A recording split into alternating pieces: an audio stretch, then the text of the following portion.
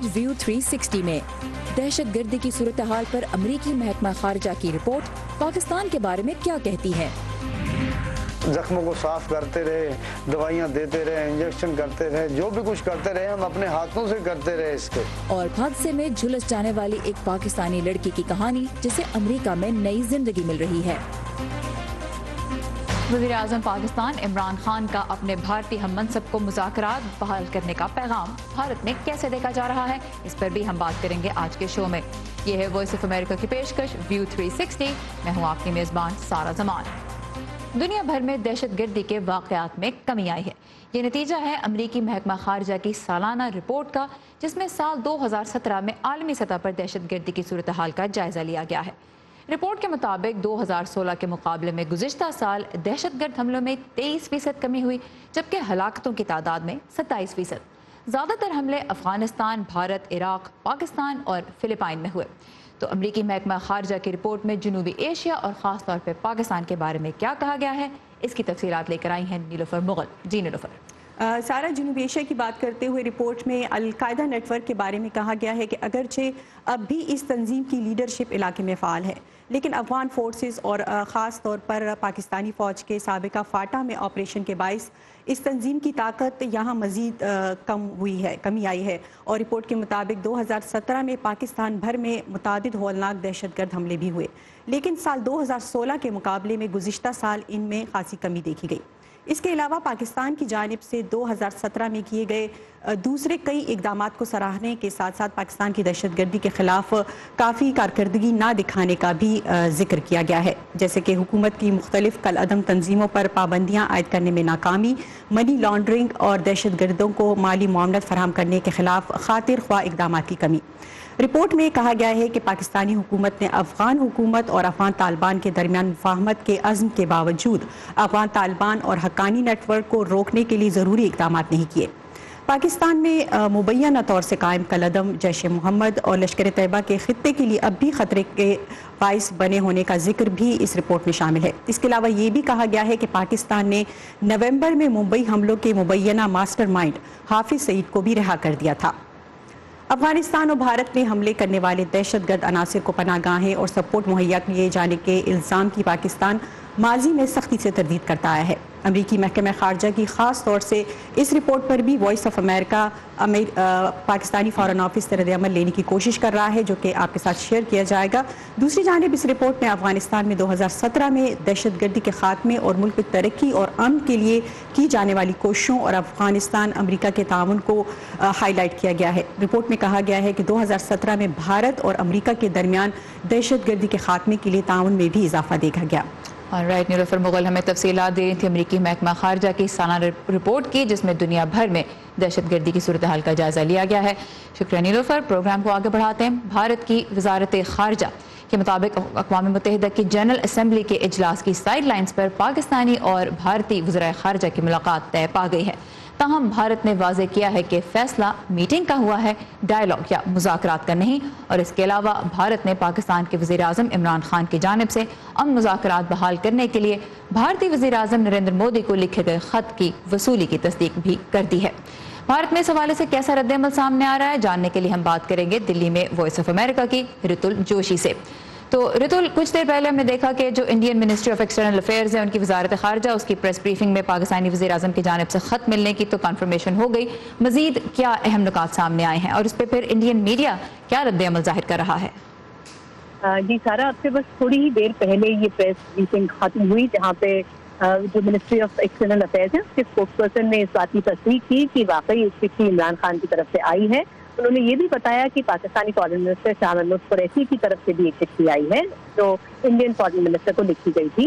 بات چیت کی پیشکش تو مان لی ہے بھارت نے، لیکن بار بار ان سے پھر یہ سوال پوچھے جانے لگے کہ کیا اسے انڈیا کے اسٹینڈ کے ڈائلوشن کے طور پہ دیکھا جائے، کیونکہ ابھی تک بھارت پوری طرح سے ایک بند رویہ اپنائے ہوئے تھا بات چیت کرنے کو لے کے، اور بار بار کہہ رہا تھا کہ terror and talk can't go together. تو یہ بار بار ان سے پوچھا گیا کہ کیا یہ اسٹینڈ ڈائلوٹ کیا جا رہا ہے، تو ان کا یہ کہنا تھا کہ اس ملاقات کو صرف ملاقات کے طور پہ دیکھا جائے، اسے ڈائیلاگ نہ سمجھا جائے، اسے ریزمپشن آف ڈائیلاگ نہ سمجھا جائے۔ اور یہ بھی بتانے سے انہوں نے صاف طور پہ انکار کر دیا کہ اس بات چیت میں کیا کیا چیزیں ایجنڈا پر ہوں گی۔ حالانکہ کرتارپور صاحب کو لے کر انہوں نے ضرور کہا کہ یہ بات چیت میں اٹھے گا، اور جہاں تک ٹیررزم کا مسئلہ ہے وہ بھی کو اس بیٹھک میں اٹھایا جائے گا. لیکن آگے کیا ہوگا, کس طرح سے بات چیت آگے بڑھے گی, یہ فی الحال ایم کچھ نہیں بتا رہا ہے. اچھا یہ بتائیے, پاک بھارت تعلقات میں جو کشیدگی ہے اس کی وجہ سے سارک کے مستقبل پر بھی ایک سوالیہ نشان اب تک موجود ہے, اس حوالے سے کیا بریفنگ میں کوئی بات کی گئی؟ دیکھیے سارا, یہ بڑا اہم سوال ہے کیونکہ یہ تصدیق تو انہوں نے کر دی ہے کے اسپوکس پرسن نے کہ اس بار UNGA میں جو ہمیشہ ہوتا ہے سائڈ لائنز پر سارک فارن منسٹرز کی بیٹھک بھی ہوتی ہے, اس میٹنگ میں انڈین فارن منسٹر حصہ تو ضرور لیں گی, لیکن سارک سمٹ جو پچھلی سارک سمٹ ہونی تھی 2016 میں نومبر میں اسلام آباد میں ہی ہونی تھی, وہ پوسٹ پون کر دی گئی تھی کیونکہ اری کا اٹیک ہوا تھا اسی ٹائم پہ, اور بھارت نے کہہ دیا تھا کہ ایسے حالات میں سارک سمٹ نہیں ہو سکتی. اس کے بعد ایک کے بعد ایک سبھی باقی ملک بھی بیک آؤٹ کر رہے تھے, اور تب سے اب تک کوئی سارک سمٹ نہیں ہوئی ہے. بھارت نے یہ ضرور کہا ہے کہ سارک کو لے کر ہمارا ابھی تک سمٹ کو لے کر ہمارے رویے میں کوئی تبدیلی نہیں آئی ہے, اور فی الحال ایسے صورتحال کوئی نہیں بنتی کہ سارک سمٹ حال فی الحال میں دوبارہ کبھی ہو.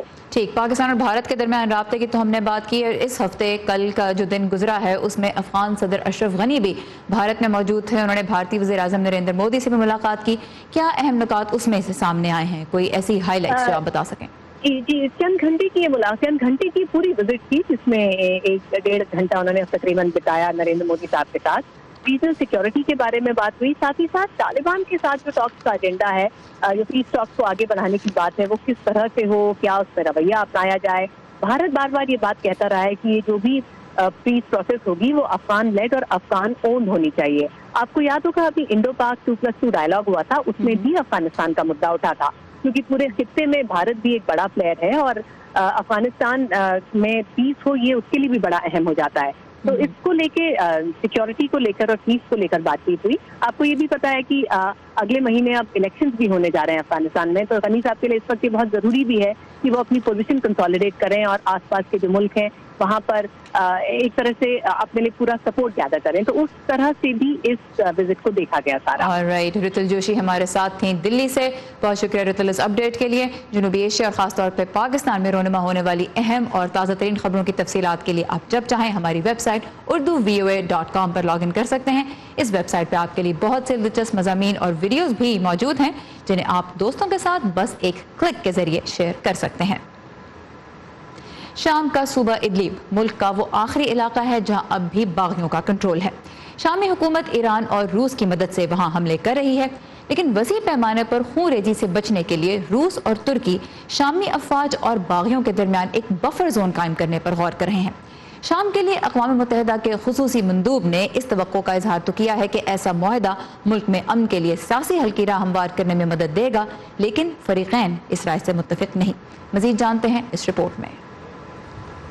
شام کا علاقہ ادلب ملک میں مخالفین کے کنٹرول میں وہ آخری گڑھ ہے جسے 7 سال کی اس لڑائی کے دوران روس کی حمایت یافتہ شامی افواج واپس حاصل کرنے کی کوشش کر رہی ہیں. حلب اور دیگر باغیوں کے قبضے کے علاقے میں ہونے والے حملوں نے پہلے ہی شام میں انسانی مسائل کو حد سے زیادہ بڑھا دیا ہے, اور اب ادلب میں اس سے بھی زیادہ تباہی پھیلنے کا خطرہ درپیش ہے. روس اور ترکی کے درمیان ہونے والے معاہدے کو اقوام متحدہ کے شام کے لیے خصوصی مندوب نے امن کے لیے ضامن قرار دیا ہے. اب جب ہمارے پاس یہ معاہدہ ہے, سیاسی عمل میں آگے بڑھنے کے لیے اب کوئی تاخیر نہیں ہونی چاہیے. تاہم اقوام متحدہ میں روس کے مندوب نے اس پر زیادہ آمادگی ظاہر نہیں کی. میں اسٹیفن کو یہ بتانا چاہتا ہوں کہ انہیں سیکیورٹی کونسل کو امن کے ضامنوں پر دباؤ ڈالنے کے لیے استعمال نہیں کرنا چاہیے. اس چیمبر میں بیٹھے کسی بھی شخص سے زیادہ یہ ضامن کام کر رہے ہیں. آپ سب کے لیے ضروری ہے کہ اس عمل کی رہنمائی کی کوشش کے بجائے اس میں مددگار کا کردار ادا کریں. جس پر اقوام متحدہ کے مندوب نے روس سے سوال کیا کہ کیا روس شام میں امن کے لیے دلچسپی رکھتا بھی ہے یا نہیں. اگر روس کو شام میں امن لانے میں کوئی دلچسپی ہے تو اسے ایران اور اس کی تمام ملیشیا فورسز کو شام سے نکل جانے کو یقینی بنانا ہوگا, اور یوں تنازع پھیلنے کا خطرہ ان کے ساتھ ہی چلا جائے گا. اور وہ سوال جو شاید سبھی کے ذہنوں میں ہے کہ یہ معاہدہ کب تک برقرار رہ سکتا ہے. کیا اس معاہدے کو بنانے کا ہی معاملہ ہے, یا پھر کیا یہ آغاز ہے اور اس روشنی کی پہلی کرن ہے جو اندھیری سرنگ کے آخر میں موجود ہوتی ہے. شام کے شمال مشرقی علاقے منبج میں اس وقت قریباً 2000 امریکی فوجی تعینات ہیں۔ ایک امریکی فوجی ترجمان کے مطابق امریکی فوج کا وہاں 3 قسم کا کردار ہے۔ داعش کو تباہ کرنا، مقامی افواج کی تربیت کرنا تاکہ وہ اپنی جگہ بنا سکیں، اور پھر امید ہے کہ جنیوا میں ہونے والا شام عمل شروع ہو جائے گا۔ میں جانتا ہوں کہ 14 سپٹمبر کو متنازع پارٹیز کی ملاقات ہوئی ہے، میں نے اس کی تفصیل نہیں دیکھی، البتہ ہم اسی بنیاد پر آگے بڑھ رہے ہیں۔ منگل کو صحافیوں سے بات کرتے ہوئے صدر ٹرمپ نے شام کے معاملے پر اپنے خیالات کا اظہار یوں کیا ہے۔ داعش کے خاتمے کے لیے ہم نے خطے میں اور شام میں اعلیٰ کارکردگی کا مظاہرہ کیا ہے، اور ہم اس کام کے ختم ہونے کے بہت قریب ہیں، اور اس کے بعد ہی ہم فیصلہ کریں گے کہ آگے کیا کرنا ہے۔ اور اس دوران شام میں 7 سال سے جاری تنازع کا حل مبہم ہی رہنے والا ہے۔ زلیتسکا ہوک کے ساتھ نخبت ملک، اردو VOA۔ کہتے ہیں کہ خبریں تو بھائی لوکل ہوتی ہیں، لیکن جب ہمارے اور دنیا بھر کے مسائل ایک سے لگنے لگے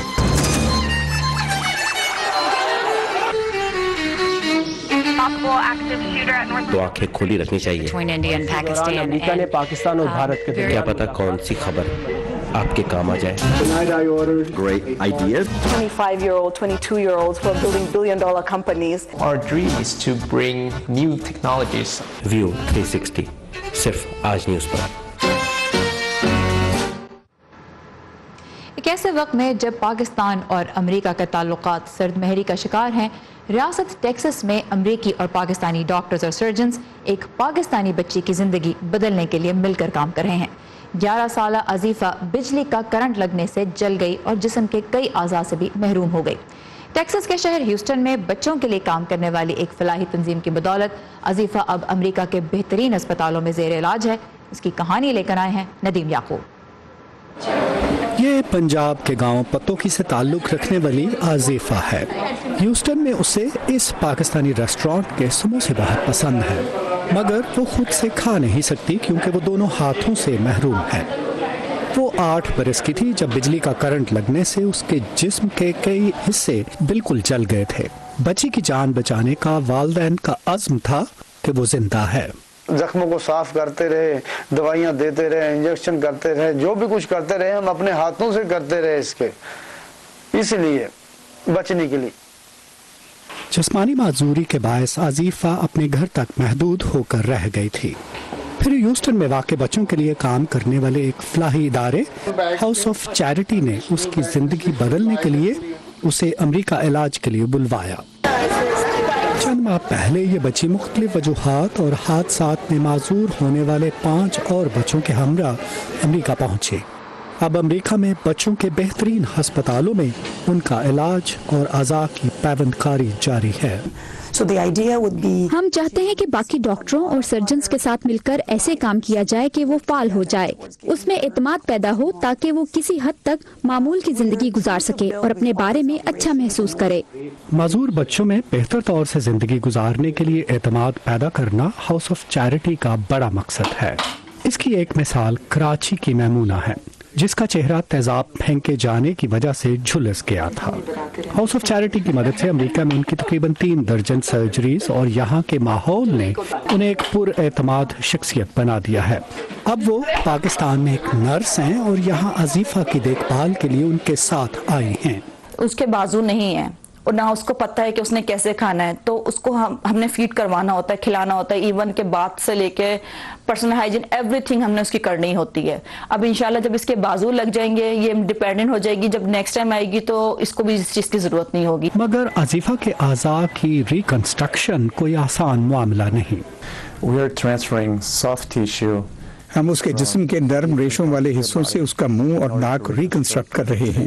چیلنج یہ ہے کہ اس کے دونوں بازو نہیں ہیں۔ ناک بنانے کے لیے عموماً جسم کے اسی حصے سے گوشت لیا جاتا ہے۔ ہاؤس آف چیریٹی کئی برسوں سے ہیوسٹن میں ایک ایسے سنٹر کے ساتھ کام کر رہا ہے جہاں معذور لوگوں کے لیے اعلیٰ معیار کے مصنوعی اعضاء تیار کیے جاتے ہیں۔ یہ عزیفہ کا جب اس کے بازو یہ پروستیٹکس لگا دیں گے تو یہ اس کے ایک ہاتھ کا حصہ ہے، اس کے اوپر یہ گلو لگے گا اور یہ بالکل ایسے जैसे कुदरती हाथ होते हैं उस तरह की इसकी शेप है। अमरीकी डॉक्टरों का कहना है कि आज़ीफ़ा की जिस्मानी बहाली में तवील अरसा लग सकता है, जिसके बाद वो अपने बहुत से काम खुद करने के काबिल हो जाएगी और वो अपनी स्कूल जाने की ख्वाहिश भी पूरी कर पाएगी। नदीम याकूब, उर्दू VOA, ह्यूस्टन। नदीम इस वक्त हमारे साथ है। नदीम, बहुत ही मूविंग रिपोर्ट थी, बहुत इमोशनल। ये बताइएगा कि किस तरह से मरीजों का पाकिस्तान में इंतखाब किया जाता है कि वो अमेरिका आ सके इलाज के लिए इस फाउंडेशन के जरिए? द हाउस ऑफ चैरिटी जो है वो कई साल से काम कर रही है और उनके अपने जो है एक नेटवर्क है, लिंकेजेस हैं दूसरी ऑर्गेनाइजेशंस के साथ, हॉस्पिटल्स के साथ, और पूरी दुनिया में काम करते हैं। वो पाकिस्तान में ख़ास तौर पर शालामार हॉस्पिटल है जो कि लाहौर में है, वहाँ पर इन्होंने एक burn and plastic surgery department जो है उसको स्पॉन्सर किया। उसमें जो इक्विपमेंट है स्टेट ऑफ द आर्ट, वो लेटेस्ट इक्विपमेंट है, और हशमत अफंदी जो डायरेक्टर हैं उनके नाम पे वो डिपार्टमेंट है। तो इनके लिंकेजेस वहाँ पे हैं, नेटवर्किंग है। वहाँ पे जो पेशेंट्स आते हैं वो डॉक्टर्स वहाँ पर और जो हाउस ऑफ चैरिटी है ये मिल के फिर डिसाइड करते हैं कि किस पेशेंट को स्पेशलाइज्ड किस्म की ट्रीटमेंट जो है वो चाहिए और किसको अमेरिका में हमने लेकर आना है। तो इस तरह से बच्चों को डिसाइड किया जाता है और फिर उन्हें लाकर यहाँ मदद की कोशिश ये इदारा वहाँ भी कर रहा है अपने बर्न यूनिट के जरिए, और फिर यहाँ पे भी बच्चों को और बड़ों को इलाज के लिए लेके आता है। बहुत शुक्रिया नदीम, बहुत मूविंग रिपोर्ट थी, एंड आई एम श्योर कि हम ऑनलाइन भी जब इसको शेयर करेंगे तो बहुत से लोग इससे बहुत कुछ सीख भी सकेंगे। Thank you for this information. Programme को आगे बढ़ाते हैं और शुरू करते हैं आज का हेल्थ सेगमेंट। हमारे जिस्म में दौड़ते खून और दिमाग के दरमियान एक कुदरती दीवार होती है जो जरासीम और नुकसानदेह अनासर को दिमाग में दाखिल होने से रोकती है, लेकिन यही सरहद फिर अल्जाइमर और ट्यूमर जैसे दीगर दिमागी अमराज की अद्वियात को भी मतलूबा जगह तक दिमाग में पहुंचने से रोकती है। रिसर्चर्स इस मसले का क्या हल सोच रहे हैं, आइए देखते हैं हेल्थ रिपोर्ट में। इंपीरियल कॉलेज लंदन में चूहे के दिमाग में एक जेली के जरिए आवाज की बुलंद फ्रीक्वेंसी की लहरें दाखिल की गयी। ऐसी लहरें जो हामला खवातीन का अल्ट्रासाउंड करने के लिए इस्तेमाल की जाती हैं। ये लहरें दिमाग और खून के बीच रुकावट को खोल सकती हैं।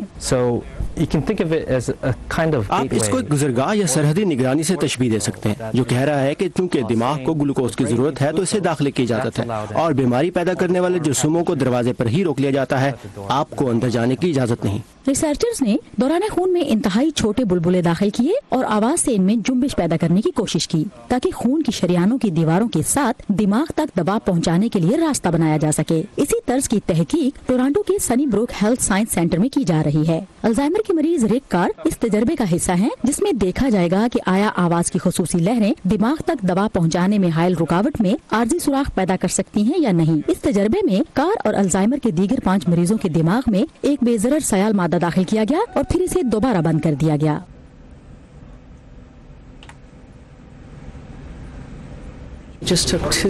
महज 2 अल्ट्रासाउंड्स में ही हमने दिमाग और खून के दरमियान मौजूद इस रुकावट को खोल दिया। हम बहुत पुरजोश हैं और मैं इससे मुतल्लिक बहुत जज्बाती हो रही हूँ, क्योंकि इस पे बहुत कुछ मुनहसर है और ये मुमकिनात की एक बिल्कुल नई दुनिया है। लेकिन हमें सब्र के साथ आगे बढ़ना है और इस बात को यकीनी बनाना है कि ये महफूज हो। जब MRI में मतलूबा जगह का तायुन कर लिया जाता है तो रिसर्चर इस जगह का अल्ट्रासाउंड के जरिए खुसूसी जायजा लेते हैं।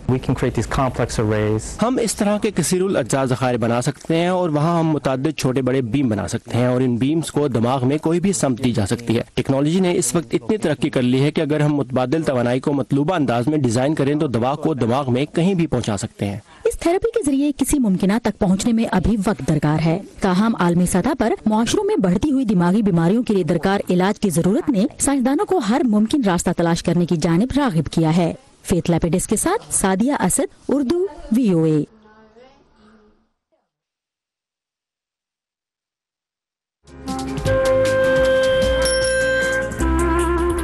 अब्बा जैसे करोड़ों लोग जहां हर रोज ईमानदारी से काम पर लगे हों, चाहे वो दफ्तर में हो या खेतों में, सड़कें हों, बॉर्डर्स, खेल का मैदान या कोई इंटरनेशनल स्टेज, जब पाकिस्तान का नाम रोशन करने वालों की कहानियां कहने के लिए हमारे पास वक्त कम पड़ जाए, जब पूरा मुल्क ही खुद को आगे ले जाने में लगा हो, तो फिर दुनिया भर में उसका परसेप्शन मुट्ठी भर लोग क्यों बनाते हैं? We are almost there, but not there yet. लगता है थोड़ी मेहनत और करनी होगी हमें भी। व्यू 360 सिर्फ आज न्यूज़ पर। पाकिस्तान में ख़वातीन हर मैदान में आगे आ रही हैं। उनका हुनर रोज़गार का एक ज़रिया बनने के साथ साथ पाकिस्तान की पहचान भी बन रहा है। लाहौर से समन खान आज हमें मिलवा रही हैं मुल्क के मुख्तलिफ हिस्सों से ताल्लुक़ रखने वाली कुछ ऐसी ख़वातीन से जिन्होंने तिजारत की दुनिया में कदम रखा है और अब दूसरों को भी आगे आने की हिम्मत दे रही हैं। सिंध के इलाके थरपारकर से ताल्लुक़ रखने वाली हिंदू बरादरी की तकरीबन 30 ख़वातीन अपनी दस्तकारियाँ लेकर लाहौर पहुँची, जहाँ उन्हें अपने हुनर को लोगों से मुतारिफ कराने का मौका मिला। नाख्वानदगी, लाइल्मी और गुर्बत के बाइस वो इस तरह के मौक़ों से कोसों दूर हैं। हम जाते हैं गाड़ी में और इनके 10 बार इनके मियाँ से मीटिंग करते हैं, इनके घर वालों से मीटिंग करते हैं, इनके पड़ोस वालों से मीटिंग करते हैं कि भाई मुश्किल से तो कहेंगे कि अब जा रहे हो क्या मिलेगा। तो फिर हम क्या किया, ऐसे कुछ लोग उनसे मियाँ या बेटे या भाई या इस तरह से हमने साथ लिए ताकि वो भी देखें आके।